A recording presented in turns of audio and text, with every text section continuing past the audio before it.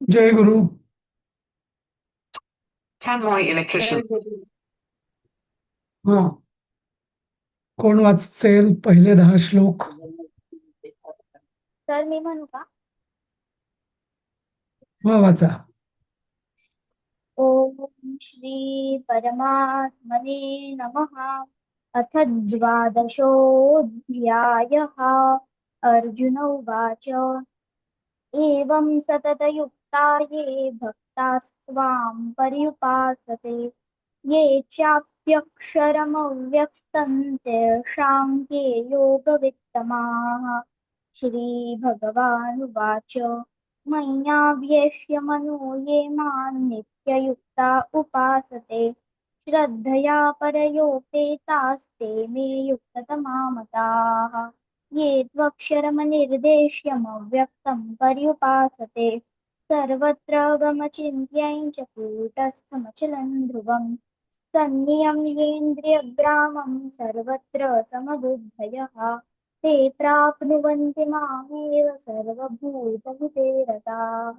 क्लेशोऽधिकतरस्तेषामव्यक्तासक्तचेतसाम् अव्यक्ता हि गतिर्दुःखं देहवद्भिरवाप्यते ये तु सर्वाणि कर्माणि मयि सन्न्यस्य मत्पराः अनन्येनैव योगेन मां ध्यायन्त उपासते तेषामहं समुद्धर्तां मृत्युसंसारसागरात् भवामि न चिरात् पार्थ मय्यावेशितचेतसाम् मय्येव मन आधत्स्व मयि बुद्धिं निवेशय निवसिष्यसि मय्येव अत ऊर्ध्वन्न संशयः. अथ चित्तं समाधातुं न शक्नोषि मयि स्थिरम् अभ्यासयोगेन ततो मामिच्छाप्तुं धनञ्जय अभ्यासेऽप्यसमर्थोऽसि मत्कर्म परमो भव मदर्थमपि कर्माणि कुर्वन् सिद्धिमवाप्स्यसि.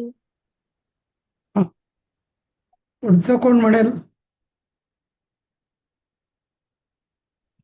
म्हणते मी पण ते प्रयत्न करेन. हो, शुभाताई ना की काय? गॅलेक्सी. हा हा तुझं म्हणू. नाव आता दिसत नाही. हो, नाव दिसत नाही म्हणून ते जरा. हो का? बर हा, ठीक आहे, ठीक बर आहे, वाच. हा. ठीक आहे ठीक आहे म्हणते. हा.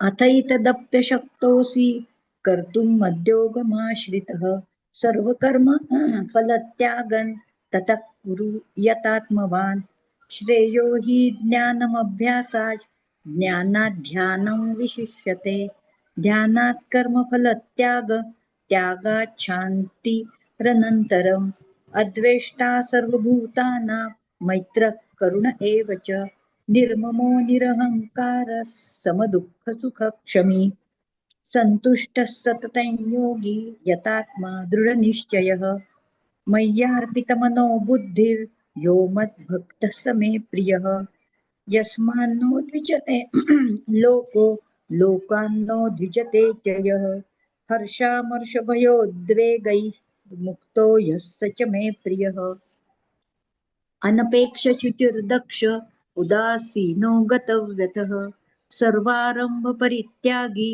यो मद्भक्तः स मे प्रियः यो न हृष्यति न द्वेष्टि न शोचति न काङ्क्षति शुभाशुभ परित्यागी भक्तिमान्यः स मे प्रियः समशत्रौ च मित्रे च तथा मानापमानयोः शीतोष्णसुखदुःखेषु समः सङ्गविवर्जितः तुल्यनिन्दास्तुतिर्मौनी न केनचित् अनिकेतस्थिरमतिः भक्तिमान् मे प्रियो नरः ये तु धर्म्यामृतमिदं यथोक्तं पर्युपासते श्रद्दधाना मत्परमा भक्तास्तेतीव मे प्रियाः ओम तत्सिद्धि श्रीमद्भगवद्गीतासु उपनिषत्सु ब्रह्म विद्यायां योगशास्त्रे श्रीकृष्णार्जुन संवादे भक्ति योगो नाम द्वादशोऽध्यायः. ओम श्रीकृष्णार्पणमस्तु. 15वा अध्याय कोण म्हणतंय? पहिले 10 श्लोक. मी म्हणू का? हा, म्हण. ऊर्ध्वमूलम् अथ पंचदशोऽध्यायः. ओम श्री परमात्मने नमः. श्री भगवानुवाच ऊर्ध्वमूलमदशाखमश्वत्थं प्राहुरव्ययम् छन्दांसि यस्य पर्णानि यत्संवेद स वेदवित् अधोश्चोर्ध्व प्रसुस्तास्तस्य शाखा गुणप्रबुद्धा विषप्रवालाः अधश्चमूलान्यनुसन्ततानि कर्मानुबन्धिने मनुष्यलोके न रूपमस्येह तथोपलभ्यते नान्तो न चादिर्न च सम्प्रतिष्ठा अश्वत्थमेनं सुविरूढमूलमसङ्गशस्त्रेण दृढेन चित्वा ततः पदं तत्परिमार्गितव्यं यस्मिन् गता न निवर्तन्ति भूयः त्वमेव चाद्यं पुरुषं प्रपद्ये यतः प्रवृत्तिप्रसुता पुराणी निर्माणमोहाजितसङ्गदोषाध्यात्मनित्यामा द्वन्द्वैर्विमुक्ता सुखदुःखसज्ञैर्गच्छन्त्य मूढा पदमव्ययं तत् न तद्भासते सूर्यो न शशाङ्को न पावकः यद्गत्वा न निवर्तन्ते यत्तद्धाम परमं मम ममैवांशो जीवलोके जीवभूतः सनातनः मनःषष्ठानीन्द्रियाणि प्रकृतिस्थानि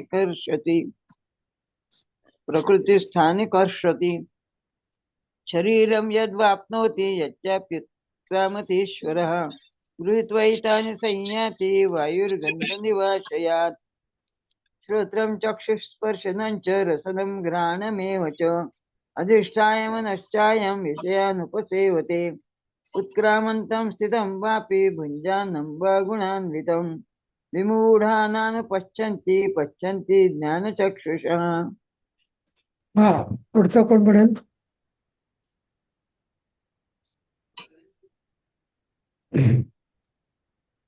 ठीक आहे, मी म्हणतो. यतन्तो योगिनश्चैनं पश्यन्त्यात्मन्यवस्थितं यतन्तोऽप्यकृतात्मानो नैनं पश्यन्त्यचेतसः यदादित्यगतं तेजो जगद्भासयतेऽखिलं यच्चन्द्रमसि यच्चाग्नौ तत्तेजो विद्धि मामकम् गामाविश्य च भूतानि धारयाम्यहमोजसा पुष्णामि चौषधीः सर्वाः सोमो भूत्वा रसात्मकः अहं वैश्वानरो भूत्वा प्राणिनां देहमाश्रितः प्राणापानसमायुक्तः पचाम्यन्नं चतुर्विधम् सर्वस्य चाहं हृदि सन्निविष्टो मत्तः स्मृतिर्ज्ञानमपोहनं च वेदैश्च सर्वैरहमेव वेद्यो वेदान्तकृद्वेदविदेव चाहम्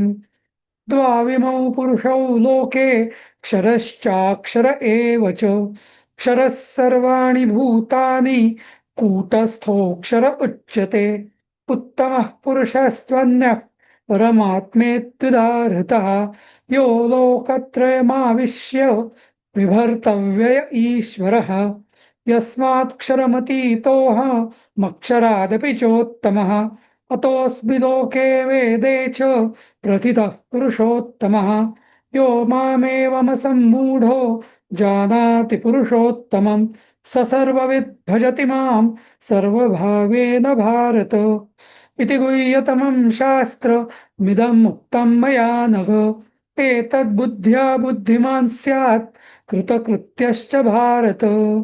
ओम तत्सदिति श्रीमद्भगवद्गीतासूपनिषत्सु ब्रह्मविद्यायां योगशास्त्रे श्रीकृष्णार्जुनसंवादे पुरुषोत्तमयोगो नाम पंचदशोऽध्यायः. आपलं 12व्या अध्यायातले आपले मला वाटतं 16-17 सुरू होते, बरोबर? Tannoy electrician. तर हे चाललं होतं ना आपलं, मला वाटतं की यो न हृष्यति न द्वेष्टि न शोचति न काङ्क्षति शुभाशुभ परित्यागी भक्तिमान्यः स मे प्रियः. आपली चर्चा सुरू होती की शुभ आणि अशुभ या दोन्हीचा तो त्यांनी परित्याग केलेला आहे. परित्याग केलेला आहे म्हणजे काय? की कुठल्याही क्रियेला, कृतीला तो शुभही समजत नाही आणि अशुभही समजत नाही. हम्म. म्हणजे त्याला तो जजमेंटल किंवा टायटल देत नाही की ही शुभ, अमुक एक गोष्ट चांगली झाली, अमुक एक गोष्ट वाईट झाली, अमुक एक गोष्ट शुभ झाली, अशुभ झाली. हे म्हणजे थोडक्यात काय, हल्लीच्या स्पिरिच्युअल, इंग्लिश स्पिरिच्युअल मध्ये ज्याला जजमेंटल म्हणतात, म्हणजे one should be non judgemental, नाही का? तर तसं आपण कुठलंही गोष्ट म्हणजे त्याचा लगेच त्यांनी तसं होईल, हे चांगलं, हे वाईट, वगैरे वगैरे, तशी संकल्पना मनातनं काढून टाकायची. समजलं? हा, म्हणजे मृत्यू वाईट, जन्म चांगला. हम्म. जे आहे ते आहे, जे होणार आहे ते होणार आहे. त्यात काही शुभ म्हणजे विधी नियमानुसार, विधी लिखितानुसार जे होणार आहे ते होणार आहे. त्यात शुभही नाही आणि कर्म अशुभही नाही, असं. हा, असं. तर याचंच एक मी दुसरं उदाहरण देतो, आणि ते म्हणजे जरी इथं प्रत्यक्ष म्हटलं नसलं तरी ते महत्वाचं आहे, की बऱ्याचदा आपण ना इतके जजमेंटल असतो की अमुक एक भाजी चांगली झाली, अमुक एक भाजी वाईट झाली, अमुक एक पदार्थ खूप छान होता केलेला, अमुक एक पदार्थ सोसो होता, असं आपण सहज म्हणतो. वास्तविक पाहता असं कधीच म्हणायला नको, नाही का? हा, असं म्हणू शकतो आपण की अमुक एक पदार्थ गोड होता, तिखट होता, चवदार होता, हम्म, खारट होता. म्हणजे त्याचं त्याचे गुणधर्म वर्णन करू शकतो आपण. पण चांगला, वाईट, बरा, छान, अर्धवट, सोसो, म्हणजे आपण सहज त्याला हे करतो, म्हणजे क्लासिफाय करतो. वास्तविक आपल्याला काय कळतंय खरं तर, की चांगलं की वाईट आणि हे काय ते, किंवा नाही का? तर नेहमी आपण अशा कॉमेंट्स पासून दूर राहिलं पाहिजे. कारण सगळं जे आहे तो परमेश्वराचा प्रसादच आहे, नाही का? आणि परमेश्वराचा प्रसाद, नाही का, हा कधी चांगला आणि वाईट असू शकेल का? नाही का? जसं मी म्हणतो की गंगाजल आणि गटाराचं पाणी, ठीक आहे, गटाराचं पाणी हे त्याच्या प्रॉपर्टीज वेगळ्या आहेत, गंगाजलाच्या प्रॉपर्टीज वेगळ्या आहेत. पण म्हणून गंगाजल हे चांगलं, म्हणजे मी जरा थोडस अजून Fanboy electrician. आध्यात्मिक याच्यावरनं बोलतोय, पण दोन्ही जर परमेश्वराच्याच कृती असतील तर कुठलं चांगलं आणि कुठलं वाईट हे आपण ठरवणारे कोण, नाही का? म्हणजे तो भेद करत नाही असं म्हणायचंय का? अजिबात नाही, अजिबात नाही. हो. अच्छा. मी अगदी मी एक्स्ट्रीम उदाहरणं घेतली की गंगाजल आणि गटाराचं पाणी, त्याला तुम्ही वाईट म्हणू नका, ते आहे ते आहे, नाही का? जगातल्या सगळ्या गोष्टी त्याच्या त्याच्या गुणधर्मानुसार आहेत, नाही का? त्या वाईट म्हणून त्या वाईट होतात का? नाही. चांगल्या होतात का? नाही. नाही का? असं. हम्म. तसंच शुभ आणि अशुभ सुद्धा तसंच आहे. आपण इतक्या सहज कॉमेंट देऊन जातो आणि मग त्या डोक्यातही आपल्या तशाच विचार बसतात की हा चांगला, हा वाईट वगैरे. वास्तविक प्रत्येक जण आपापल्या गुणधर्मानुसार त्याचे गुणधर्म प्रकट होत असतात त्या पदार्थाचे, नाही का? असं. जसं मी उदाहरण दिलं होतं की विंचू, विंचू या प्राण्याची वृत्ती चावणं, दंश करणं आहे. त्याला तुम्ही त्याच्याजवळ जाताना काय, आपण त्याच्याजवळ जाताना काळजी घ्यायची, नाही का? सापाची प्रवृत्ती, त्याला जर त्रास दिला तर डंख करण्याची आहे, नाही का? असं गायीची नाहीये. म्हणून गाय चांगली आणि साप वाईट असं नाही, नाही का? त्याचा त्याचा तो स्वभाव आहे, त्याची त्याची ती वृत्ती आहे, नाही का? असं. तसंच शुभ आणि अशुभशाही बाबतीत असं. आणि असा भक्तिमान यहा, असा जो भक्तिमान, जो भक्त, ज्ञानी भक्त, सहा मे प्रिय, हा मला अत्यंत प्रिय आहे. आणि जे मी तुम्हाला सांगतोय त्याच्यावरून तुमच्या लक्षात येईल की असा भक्त हा सांसारिक किंवा अशा म- भावनांच्या आंदोलनांवर चालणारा असूच शकत नाही, नाही का? तो स्थितप्रज्ञाचीच जवळपास ही लक्षणं आहेत, नाही का? असं. त्यामुळे तो ज्ञानी भक्ताचीच ही लक्षणं आहे, त्यात काही शंका नाही, नाही का? समजलं? हम्म. आता पुढचं. हा, समश याच्यावर काही विचारायचं अजून कोणाला? कारण हे म्हणजे मला असं वाटतं की या सगळ्या गोष्टी आहेत ना, या अगदी प्रत्येकाने या जीवनात म्हणजे शक्य होईल तेवढं त्याचं पालन करायला अजिबात हरकत नाही.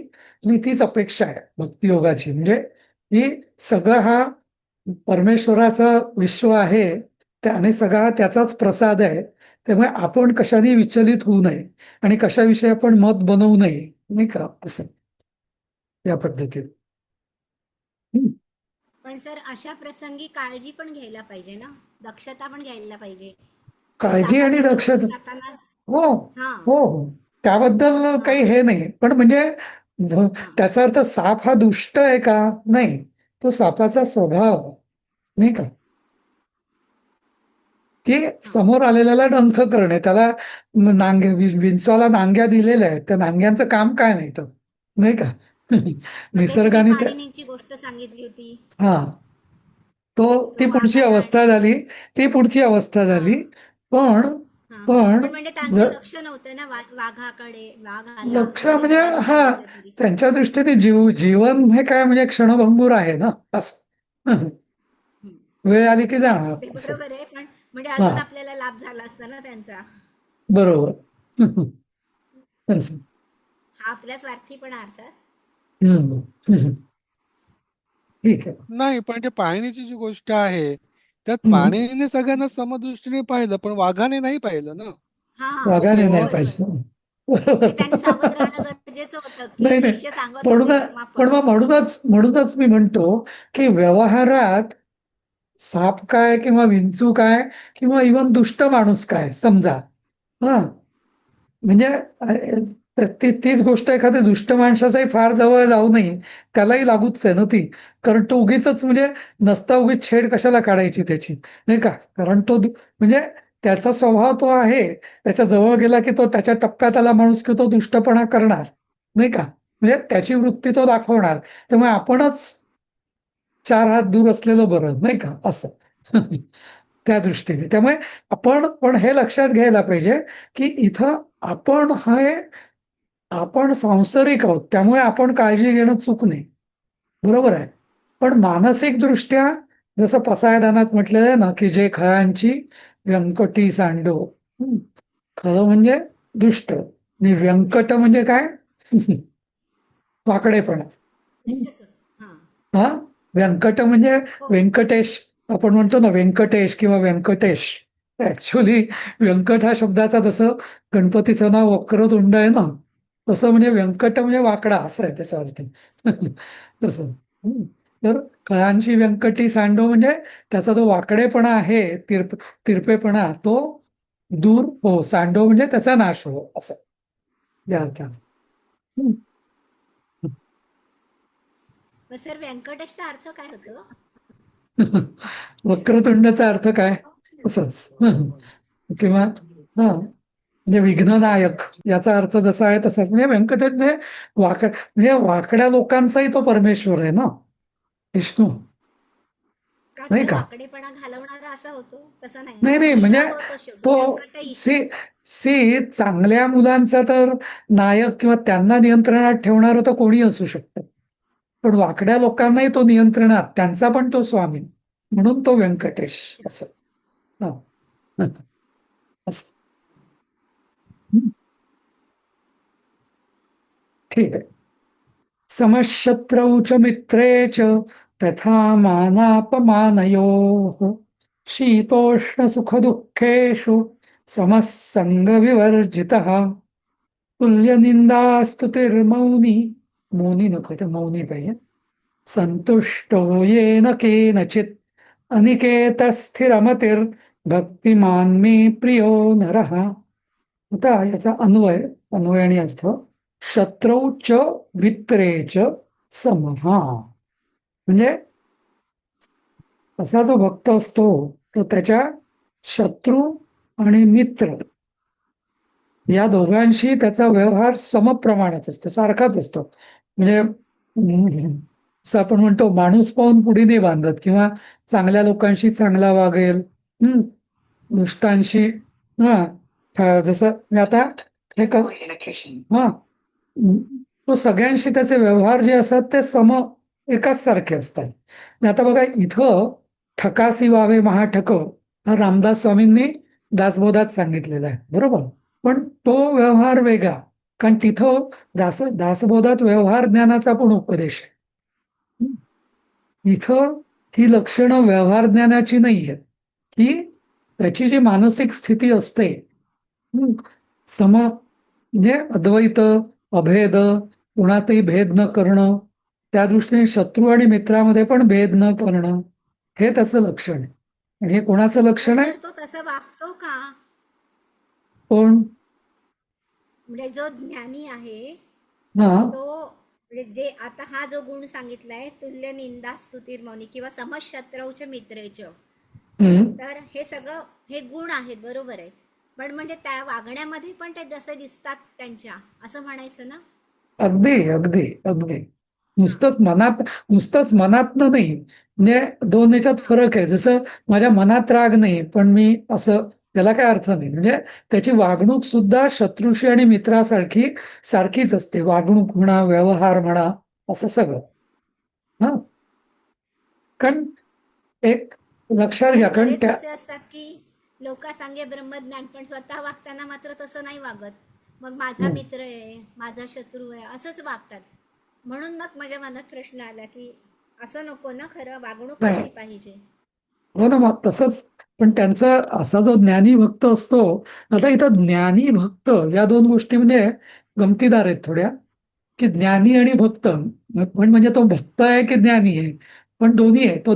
तो भक्त तर आहेच, कारण तो परमेश्वराशी एकरूप झालेला आहे, परमेश्वराशी पूर्ण समर्पित आहे, आणि त्याचबरोबर त्याला अद्वैत ज्ञान पण झालेलं आहे, आत्मतत्वाचं ज्ञान पण झालेलं आहे, आणि म्हणून तो ज्ञानी भक्त.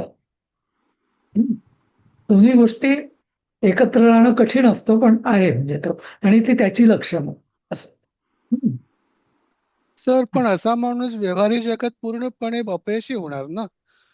पण त्याला आणि जर व्यवहाराचे पडले, ऐका, पण त्याला श्रीकृष्ण व्यवहार स्वतः योगी व्यवहारी होते, ज्ञानी ते होते, व्यवहारच नाही. पण त्यांचं व्यवहार ज्ञान खूपच म्हणजे अगदी परमोच्च होतं. ह्या दोन कॉन्ट्राडिक्टरी नाही आहेत का? नाही, का बरं कॉन्ट्राडिक्टरी? कोणाचं कोणाशी? म्हणजे मला कळलं नाही काय.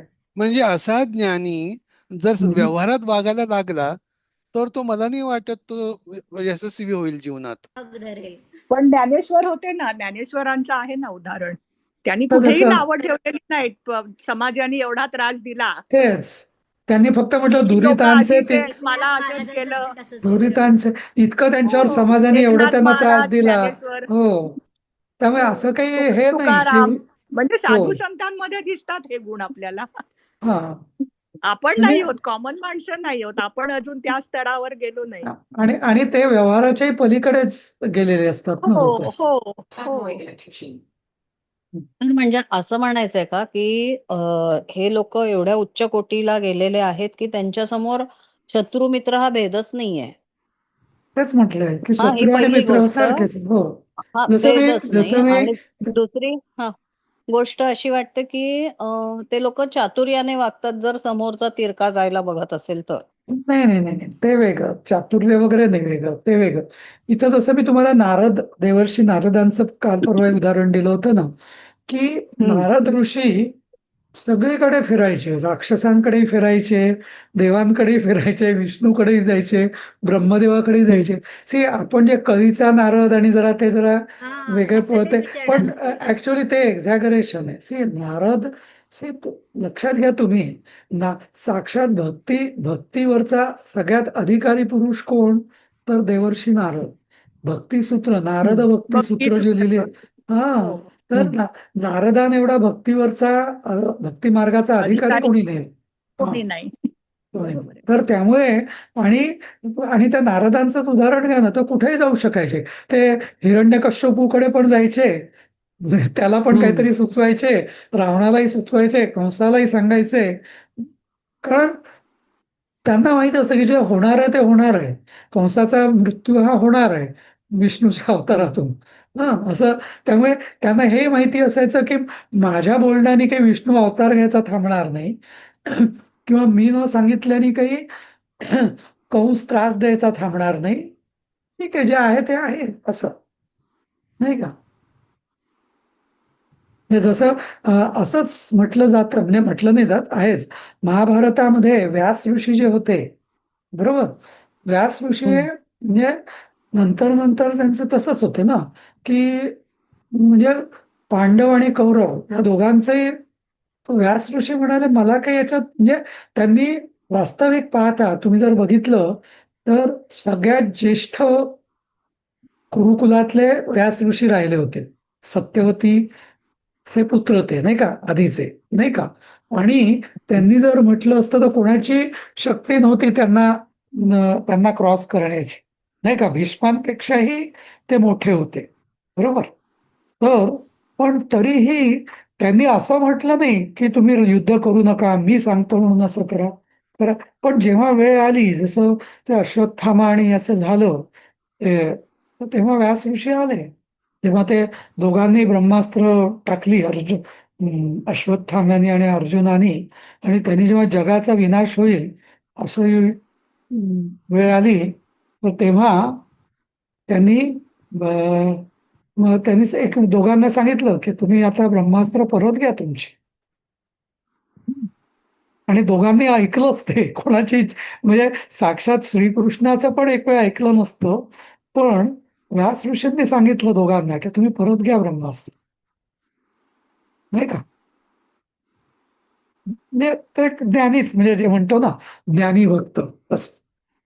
आता जसं बाकी कशाला भीष्माचार्यांचं आपण उदाहरण घेऊ शकतो की जरी ते कौरवांच्या बाजूने लढले, कारण व्यावहारिक काही त्यांना मर्यादा होत्या, त्यांनी जे वचनं दिली होती त्यानुसार, पण तरी पांडव सुद्धा त्यांच्याकडे सल्लामसलतीसाठी तुमचं मरण कशात आहे विचारण्यासाठी सुद्धा ते त्यांच्याकडे गेलेत, नाही का? पण त्यांनी सुद्धा त्यांना योग्य तो सल्ला दिलेला आहे, नाही का? समशत्रूच मित्रेच, नाही का? असं. सर युधिष्ठिर जेव्हा नमस्कार करायला गेला हम्म. कुरुक्षेत्रात युद्ध सुरू होण्याच्या आधी, तेव्हा विजयी भव त्यालाच त्यांनी आशीर्वाद दिला ना हो, भीष्मांनी. बरोबर.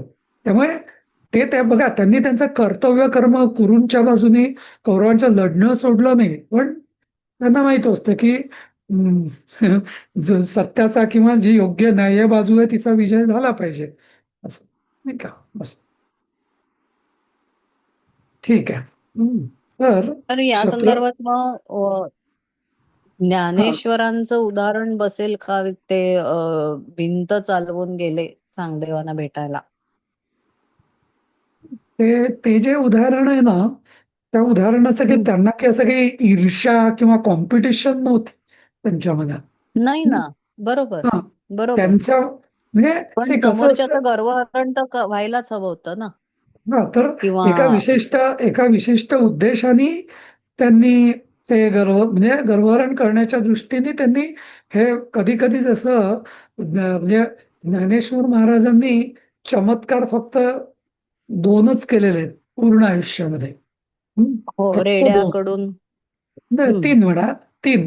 रेड्याकडून हम्म, वेद वदवले, एक हम्म, चांगदेवांकरता हम्म. भिंत चालवली, आणि तिसरं ते पाठीवरती पाठीवर मांडे, मांडे हा, पाडले. हा. मांडे गाजले, पण बरोबर. नाहीतर चमत्कार केलेच नाहीत त्यांनी. आणि हम्म, हम्म, तिन्ही ठिकाणी ते चमत्कार एका विशिष्ट उद्देशाने केलेले आहेत, नाही का? हम्म, समाज प्रबोधन या उद्देशाने, हो. असं. हम्म. असं. हम्म. नंतर ठीक आहे. हम्म. हा, मानापमानयो हो. आता मान आणि अपमान, आता यालाही तो एकसारखाच, म्हणजे समहा, म्हणजे मान आणि अपमान दोघांनाही तो सारखाच समजतो. जसं मी एकनाथांचं उदाहरण दिलं ना, की एकनाथांना 100 वेळा थुंकला तो, कोणता मुसलमान तिथला पैठणचा, पण त्यांनी अपमान काय नाही, ठीक आहे असं. नाही का, मान आणि अपमान या दोघांनाही तो सारखंच मांडणार. याच म्हणजे दुसरं एक मी एक्सटेन्शन देईल मान आणि अपमान यामध्ये. म्हणजे या बाबतीत मी गांधीजींचं एक उदाहरण निश्चित देईन की श्रमप्रतिष्ठा म्हणजे घाण साफ करणे किंवा हे कमीपणा नाहीच कशामध्ये, नाही का. तो त्यांचा एक चांगला गुण होता. म्हणजे अर्थात गांधीजींनी गीतेचं बरंच अध्ययनही केलं होतं. पण म्हणजे तो एक जो हा आहे की घाण साफ करण्यात काही मान आणि अपमान काहीच नाहीये, नाही का. आपल्या विशिष्ट खुलचट कल्पना असतात, नाही का, या किंवा गाडगे बाबा मुख्य म्हणून. गाडगे बाबा अगदी तसं, नाही का, तसं. हम्म. म्हणजे बाकी गांधीजींचे राजकीय मत वेगळे असू शकतात, पण या बाबतीत त्यांचं कुष्ठरोग्यांची सेवा वगैरे, नाही का, अगदी असं. हा, नंतर शीतोष्ण सुख दुःखेषु समः. पुन्हा शीत, उष्ण, सुख आणि दुःख हे आपण द्वंद्वातीत, नाही का. द्वंद्व जे आपण बघितलं, दोन परस्पर विरोधी गोष्टींमध्ये त्याचं त्याची प्रतिक्रिया ही समान असते.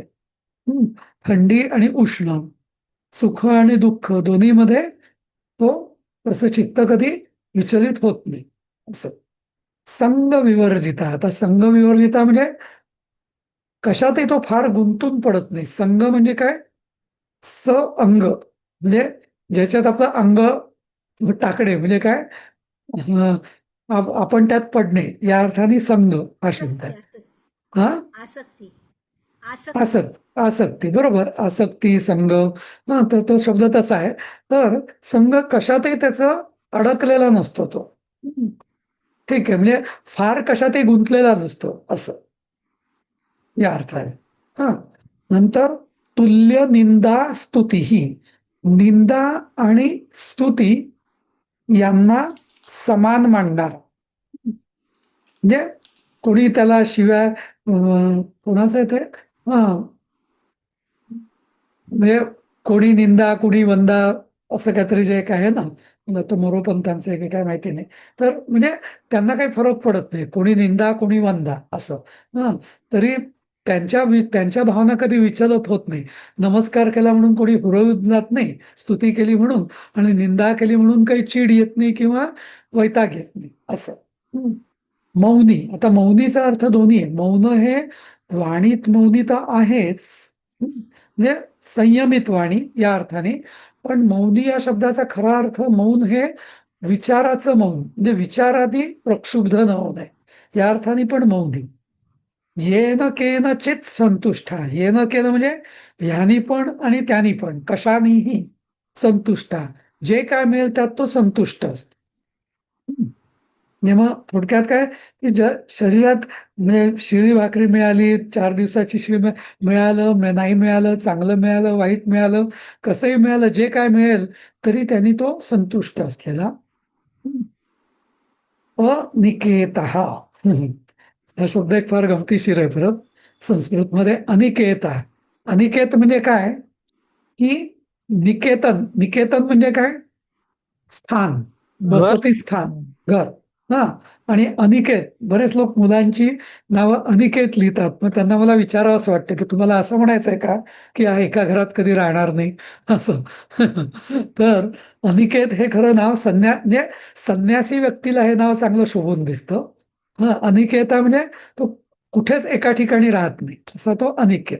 हा, कारण संन्यासांना हा नियम असतो की 3 दिवसापेक्षा एका ठिकाणी कुठल्याही गावात राहायचं नाही असं.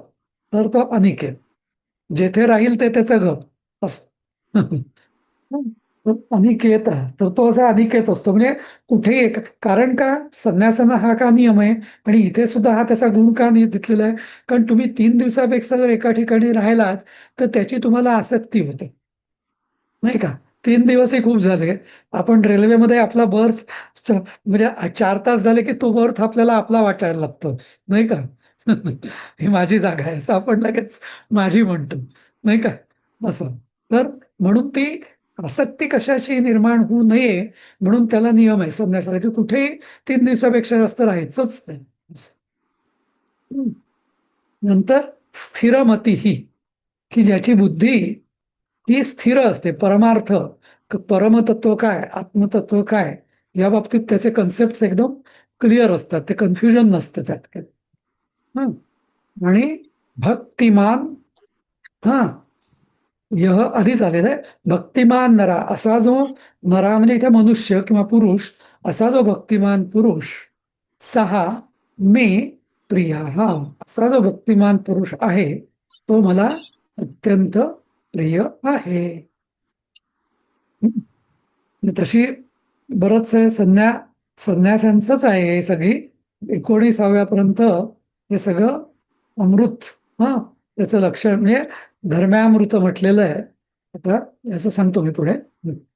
तर आता याचा म्हणजे अशी लक्षणं सांगितली. संन्यासाचे धर्म काय, कर्म ज्ञानी भक्ताचे किंवा संन्यासाचे असं काय ते ये तु धर्म्यामृतमिदं यथोक्तं पर्युपासते श्रद्धानामत्परमा भक्तास्तेतीव मे प्रियाः. तर ये हे सगळं तू पण हे सगळे म्हणजे परंतु ये जे श्रद्धाना म्हणजे श्रद्धावान असे माझे परम एकनिष्ठ भक्त. परम म्हणजे काय, अल्टिमेट या अर्थाने म्हणजे माझे एकनिष्ठ भक्त जे आहेत ते इदम यथोक्तम धर्म्यामृतम पर्युपासते. हे असं हे जे मी सांगितलेलं आहे की धर्म्यामृतम म्हणजे धर्मरूपी अमृत त्याचं पर्युपासते म्हणजे म्हणून त्याचं सेवन करतात म्हणजे सतत त्याचं पालन करतात. ते आणि मग ते मी अतीव प्रिया ते मला अत्यंत प्रिय आहेत असं जे लक्षणं जे अंगीकारतात किंवा असा जो धर्माचं जे पालन करतात. या नुसता धर्म नाहीये, धर्म्यामृत म्हणजे काय, धर्मी अधिक अमृत. धर्मी म्हणजे काय, जो साक्षात म्हणजे परमेश्वर. धर्मी म्हणजे परमेश्वर आणि त्या परमेश्वर रूपी अमृताचं जे पालन करतात किंवा सेवन करतात तर ते मला अत्यंत प्रिय आहे. कारण हा सगळा धर्म जो आहे हा जणू धर्मी म्हणजे परमेश्वराचंच रूप आहे असं.